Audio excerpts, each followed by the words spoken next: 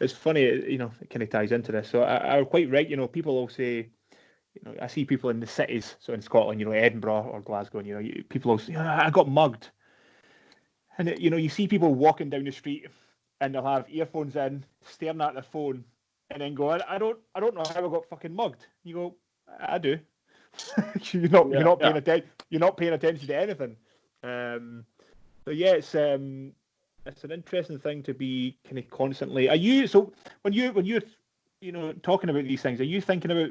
Are you constantly on edge, or are you just paying attention to everything and generally?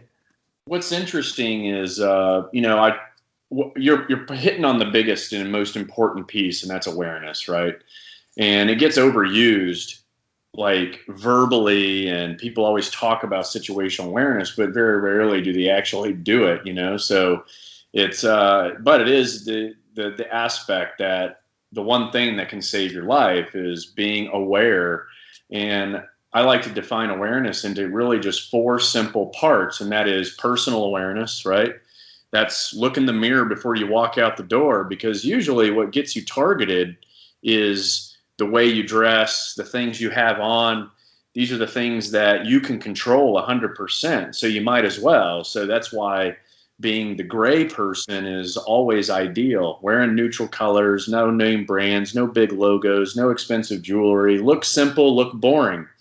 And that's personal awareness, real easy, right? Look in the mirror before you walk out the door. And then you've got cultural awareness. And Americans are horrible at this because we don't know shit about the rest of the world.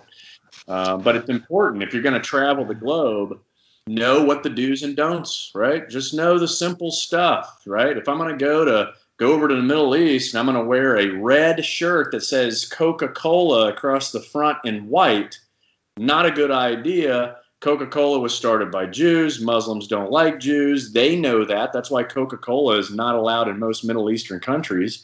And then red and white is the color of the Crusaders, as you guys know, who roamed around and killed everybody. So, it's there's do's and don'ts everywhere you go. That's cultural awareness. So personal awareness, you can control it. Cultural awareness, you can control that. And then, of course, you have what we all hear all about all the time, is situational awareness. And situational is really you can only control 50% of any equation, right? I can put my seatbelt on, I can have a full tank of gas, I can be ready to go and still get T-boned in an intersection by a guy who runs the red light. So, you've got 100%, 100%, 50%. All of that is to try and control the fourth and final piece of awareness, and that's third-party awareness. Third party is everybody looking at you. They all have the ability to scrutinize you and judge you without ever knowing you, right? We do it all the time when we're sitting in like international airports. Oh, look at that hot chick. Look at that ass. Look at this. Look at that. We notice these, we notice guys, we notice the women, and then maybe we notice the guys that might be like us, right? Maybe he's a fighter too. Maybe he's in the military. And that's what we look for. That's what we notice. And then we judge them and we scrutinize them and we do whatever we do. It's normal.